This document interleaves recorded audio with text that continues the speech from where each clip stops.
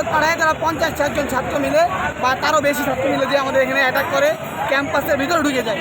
সেই পরিপ্রেক্ষিতে আমাদের ছাত্ররা বা যারা অনার্সে আছে তারা ক্যাম্পাসে যখন একটা উশৃঙ্খল পরিবেশ সৃষ্টি হয়েছে, ওইটা দমানোর জন্য আমাদের ছাত্ররা তখন ফিডব্যাক দিয়ে ওদেরকে ধাওয়া পাল্টা ধাওয়া দেয়।